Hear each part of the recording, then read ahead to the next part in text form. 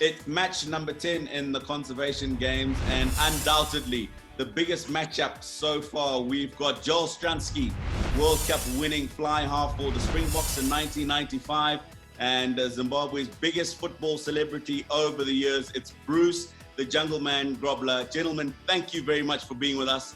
And I'll start with you, Bruce. It wouldn't be fair, and I'd be crucified if we didn't know where the Jungle Man came from. The Jungle Man came from Highlanders Borsel. When I moved from Salisbury Callies and I went to play for Matabilela Highlanders, and they said, the Jungle Man is here again, because we beat them in the BAT Rose Bowl when I was playing for Salisbury Callies, about 2 months before I got there. All right. Okay, cool. Joel, nice to have you. Keeping well? Tino, all good. Thanks, mate. Yeah, lockdown, obviously a little frustrating for all of us, but can't complain. Life could be a whole lot worse. Yeah, I can imagine. Right, gentlemen, thanks a lot for giving up your time and joining us for this conservation game. It's match number 10. We've got the Jungle Man representing the Lions. We've got a Buffalo and Joel Stransky. Joel, I was about to say you're looking pretty dapper today, but I've seen the rest of your guys' outfits when you guys stand up and do the wacky wild. So I'll keep my good words to myself for the moment. But I'll give you... you won't be surprised, Tino, when I stand up. You'll be shocked. I'm pretty sure I will be. I'll give you the coin toss, Joel. Right or left hand of mine? I'll go right hand of yours. You're going to go right hand of mine. Absolutely right. You've got the coin toss. You're going to ask first, or are you going to answer first? I will answer first. Okay, answer first. The Jungle Man, you got a couple of questions you picked out for Joel. In the opening game at Newlands in the 1995 World Cup, you beat the defending champions Australia, and you became the first Springbok to do what in that game? So Brucey, I mean, it's amazing to believe it was the first time, but I know it well. I became the first Springbok to score in all 4 possible ways. It was a try, the worst drop goal you've ever seen, a couple of conversions, I think, and a few penalties. Absolutely right, Joel. Good start. You'll get 2 points for that. But did you score a lot of tries other than, of course, what you did with the boot in your career? So I was actually looking at my stats. I did really. I think in my 20-yard test, I scored 6 tries. It's probably for a number 10. It's quite a good strike rate, I would think. Yeah, right. Absolutely. Bruce, can we move on to the second question, please? Yes. Let's see. In 1990, you were part of a team that beat Northern Transvaal in the Currie Cup final. On the points table of the season, both teams had played 14 matches. Which team had the superior win-loss ratio, and what were they both? So which team had the superior win and loss ratio, and what were they both? So definitely Northern Transvaal had the superior win-loss ratio because they had the home ground advantage. So I'm hoping that counts for something. It does. It gets you halfway to 1 mark. Yeah. So Northern's had the better ratio. Oh, I think they would have. Is it a percentage you're looking for? No, it's a number of games won and a number of games lost. Lost.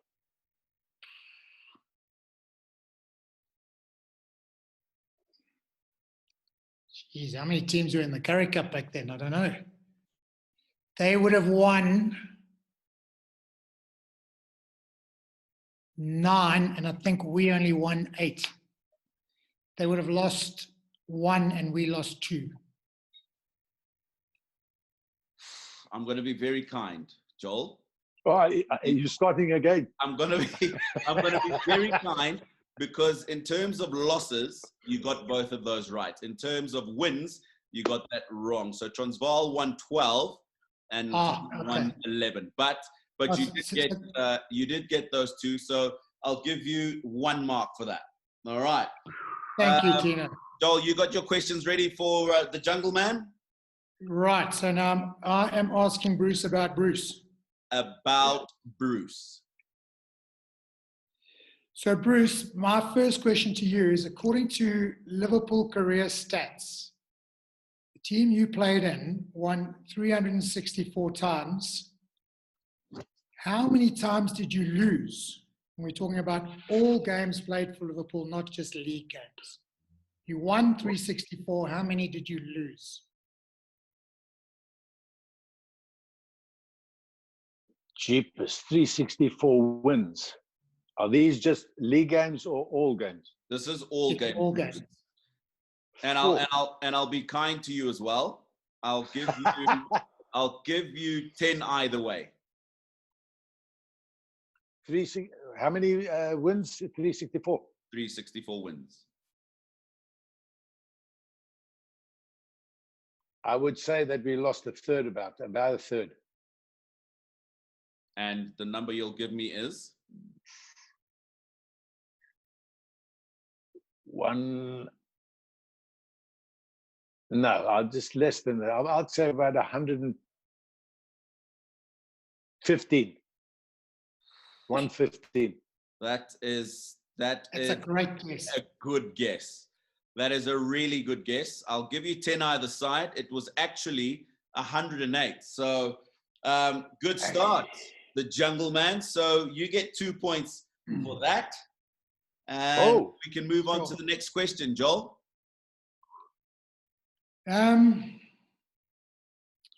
So I'm going to go another goalkeeping question. In 1981, Ray Clemence departed Liverpool to go to the mighty Tottenham, and left the door open to you. You lost your first game against Wolverhampton Wanderers, where you let in a goal. Where was your first clean sheet a fortnight later? My goodness gracious, here we go. Yeah, dearie me. I had to go hard here, Bruce. Sorry, because I'm down there already. A first clean sheet should be fresh in the mind, though, Bruce. No. Clean sheet, my goodness. I know my second game we played Arsenal. We won 3-1 at home. Then we went away, and so it must have been a home. No, it was away. It was an away game. Where did we get? I'll be super kind. You don't need to give me the score. Give me the team. I know. I'm going to give you the team. I'm going to try and give you the team. Okay. Oh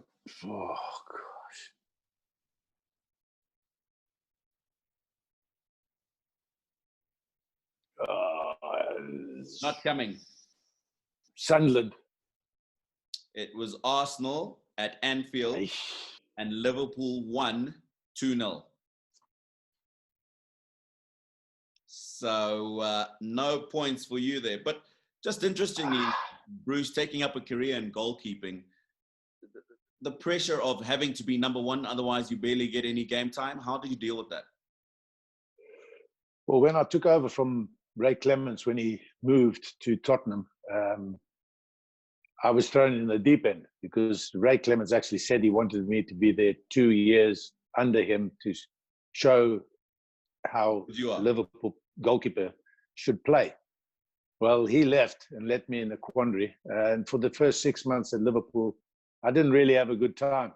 And had I been a goalkeeper today, I don't think that I would have had the length of career that I had in the 80s, because Bob Paisley just said, just let him play, he'll get out of it. And then Boxing Day, 1981, against Man City, we lost 3-1, and I was taken into the office, and I was given a stern talking to by the manager, Bob Paisley, and said, if you don't stop walking on your hands and swinging on the crossbar during the game, you'll find yourself back at Crewe. So, and passing the ball to defenders round the back of your back. No, I still did that. But you see, the thing is, the walking on my hands, he didn't like during the game. Yeah. So I stopped doing that, and I only did it when we scored, Okay. just for the cop. So when we scored, I did the handstand. All right. Right, guys, we've come to the end of the first section of our game. Joel, you are slightly ahead, 3 points to 2. And we're going to move on to the conservation question then. Your favorite animal is the white rhino. Generally, the white and the black rhino feed on different things and are broadly known as either browsers or grazers. Which one are the white rhino? Well, the white rhino is the grazer. The white rhino is a wide-lipped rhino. Yeah, and the black rhino is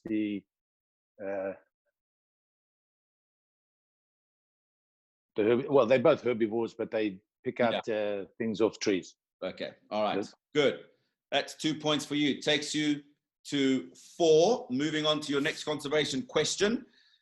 David Attenborough is your favorite conservationist. In 1974, he received an award, Commander of the British Empire from the Queen. What award did he receive from the Queen in 1985? Could you repeat that first part of the question, please? Yes, I can. So you won the CBE. He won the CBE from the Queen in 1974. What did he receive from the Queen in 1985? Well, if he didn't, he can't win another OBMB. He must have been knighted. Absolutely. You've collected maximum points from your conservation questions. Takes you on to 6 points. Joel, you've got a couple of questions coming up, and hopefully you can do as well as the Jungle Man has in this regard. Right. So your first question, Joel, your favorite national park is Chobe in Botswana. Is this Botswana's biggest national park? It's not Botswana's biggest national park. It was the first park, but it's the third largest park in Botswana. Absolutely. Third largest park in Botswana. 2 points to you. Moves you on to 5. 1 behind the Jungle Man. Next question. The leopard is your favorite animal, which is mine as well. There is a subtle difference between the spots on a leopard and the spots on a cheetah. What is it? So the cheetah has spots. The leopard has rosettes with a little cavity in the middle, for want of a better way of describing it. Okay. And the cheetah is solid. The cheetahs are solid spots, yeah. Absolutely. Well done. So another 2 points for you. Takes you on to 7. 1 ahead. I think you were quite kind to me there, Tino. When I heard Bruce's questions, I was very worried. Yeah, no. There's a couple more that'll be a bit more harsh. Trust me. Anyway, well done, gents. We've reached the halfway stage. You lead at the moment by 1, the hunted, which is the buffalo. And Bruce, obviously, you're on 6 points. We're going to take a very quick commercial break. Don't go away. Be with us in just a moment's time. Our wildlife needs help. Tourism to Africa is at an all-time low. You can assist by liking and sharing the conservation games. You can contribute financially by hitting the donate button on the Zambezia.com website. Let's get together and back up the frontline conservation team.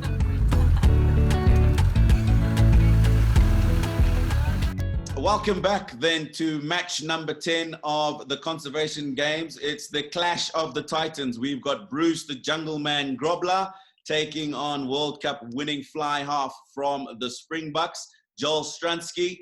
And at this stage, moving into stage 3 of the game, Joel Stransky slightly in the lead by 1 point. He's got 7, Bruce Grobbelaar on 6. And we move on, gentlemen, to section 3, where you'll be asking your opponent about your own career. So, Joel, in the first round, you answered first. This time I'm going to ask you if you can ask the Jungle Man about your career.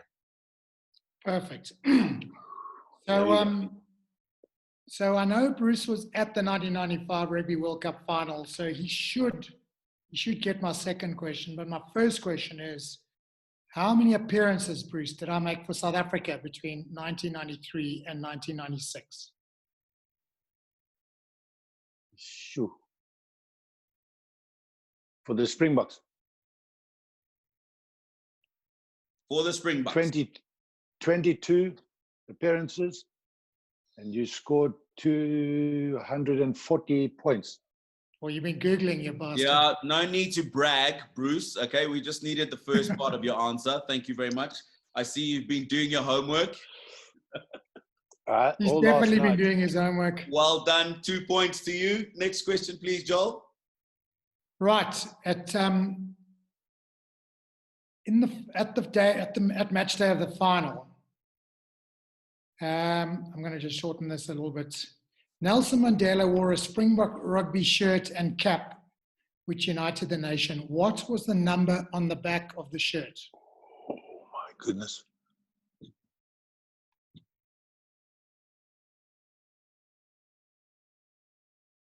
It was the captain's shirt. Yes, it was. Oh my goodness. Here we go. Number 6.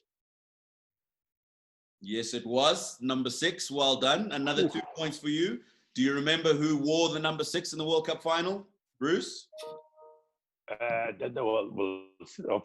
course, it's the captain, but now it's gone off my head. It was Francois Pienaar.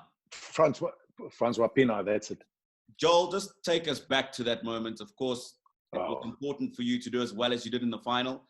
Did you envisage that all the points would come from your boot and especially that final kick to win the World Cup?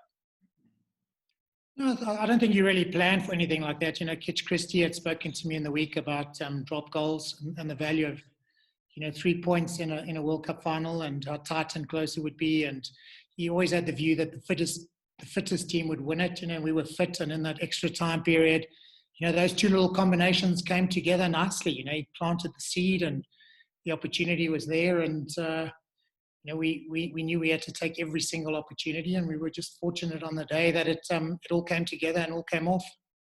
And Bruce, you'll understand this, of course. When you're in the heat of the moment as a sports person, Joel, adrenaline comes into it, and at the end of the game, I remember seeing Francois himself and a couple of other players shed some tears. I didn't see you do that. Is that something that hit you a little bit later on after proceedings?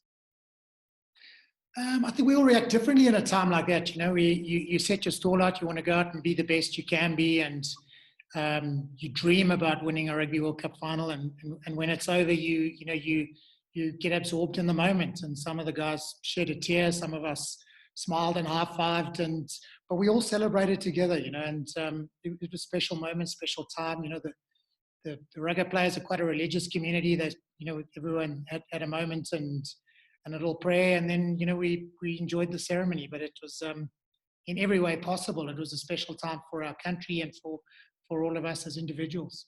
It was certainly a wonderful moment. I remember sitting at my uncle's place and watching that World Cup rugby final on a small black and white TV, but certainly massive memories to cherish in your career. Right, after those couple of questions, the Jungle Man has surged forward. He's now got 10 points to floor 7.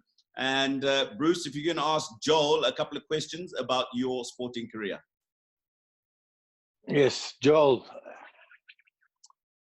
There's the first question I'm going to ask is, in what year did I make my international debut against Cameroon? Jeez, Brucey. I thought you made your international debut against South Africa for Rhodesia. Does that not count?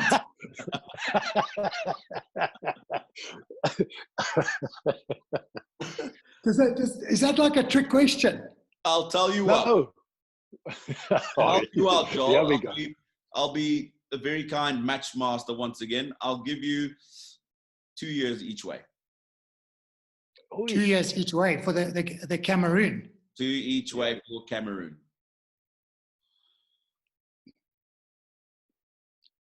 Geez, I'm under pressure now, I would think so. I think that game against South Africa was in about 77. So I would say 79 or 80. 80. Absolutely right. On the dot. What on the button? Well done.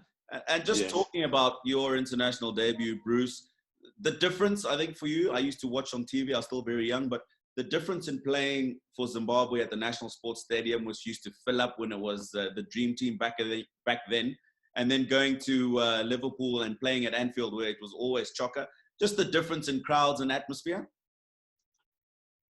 Well, of course, when we play in Zimbabwe, you get the passion of the people and the diversity of songs. And the songs are the ones that actually bring the people together. And Nyama Ugugocha, you see, and I could actually stand in the middle of the field and make the people sing that song just by dancing in a certain way. Yeah. And it was quite magical. Now, when you went to Anfield and you started to try and make them sing, they told you to go and do one. Jump off. They'll sing their own thing. So, but going to Anfield and listening to the anthem, "You'll Never Walk Alone," still brings shivers to my spine. And you also, and I'm going to go back to Zimbabwe. When I come back and I can hear Nyamugugocha, that also sends shivers in my spine. Going through to South Africa and playing in South Africa as I did for various teams and coaching various teams, you get little teams that they've got their own songs. So different cultures, different areas of South Africa, you've got their different little ways and their little different songs, which is also magical. But what I must say that, having this banter with Joel, I was there at the Rugby World Cup. And that day, people could go and walk around anywhere in South Africa and hug anybody they wanted. And it doesn't matter what color, race, creed you were. It just brought one country back together. And what a fantastic time it was. And I remember, Joel, at the end of that game, Francois Pienaar said it wasn't the 60,000 that were at Ellis Park, but it was the number of millions that were in South Africa that you guys had done that for. Yeah, prophetic words, wasn't it? And what was absolutely amazing is before the World Cup, Madiba came to talk to us and said he would ensure we had the support of the whole nation. And bearing in mind at that point, we were a 100% white rugby team. Chester only came in after the battle of the Boet Erasmus against Canada. And Madiba lived up to it. He wore the Springbok shirt and he argued with the politicians and he got a nation to support us. And when we won, I think even just getting to the final, really united a nation around a sports team. It was an incredible time for South Africa. And by the way, the next year was the same with the Africa Cup of Nations, when the whole nation supported our football team. Sport plays such a great role in society. Absolutely. Right, let's not digress too far because we can talk stories for the next couple of hours. One more question then to end off this round before we get on to the wild wacky card section. Oh, can't wait. Right. Which team did I nearly sign for in the UK before I signed for Liverpool? Oh, God. I'm going to have a guess here.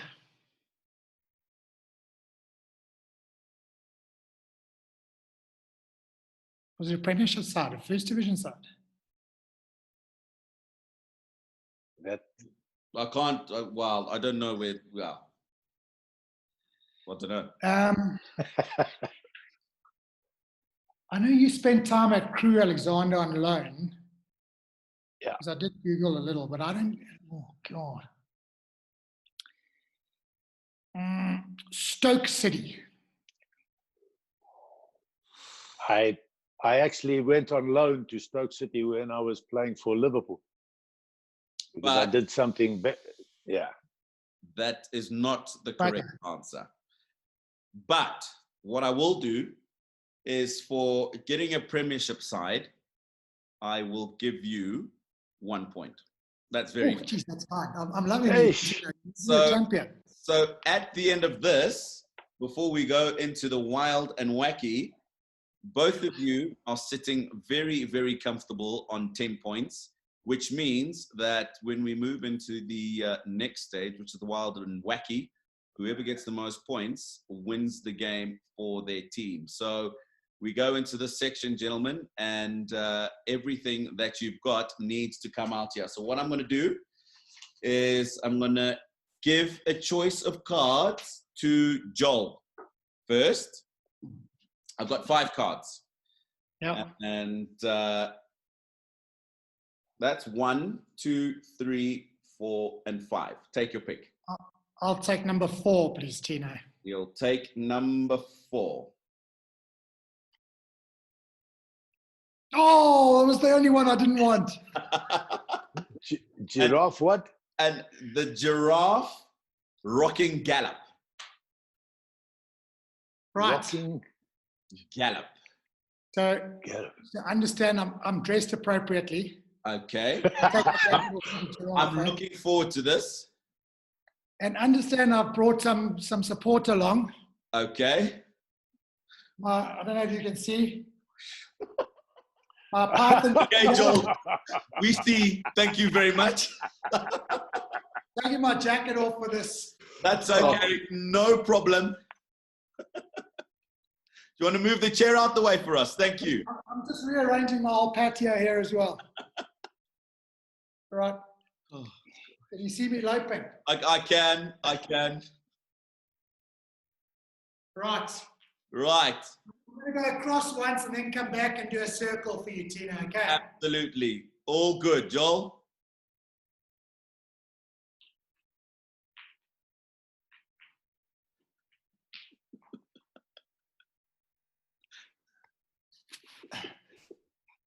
Right, how was that? Not bad, Joel. It is good enough for 3 points. For me, Poor. 3 points will go your way. Bruce, you should be quite good at this. Named the Jungle Man. 4 cards. Number 1, please. Number 1. The elephant ear flap and charge. Nah, can you hear me? Liking Wange National Park, you should be able to do that pretty well. Can you hear me? I can hear you. Right, I'm going to come here like this.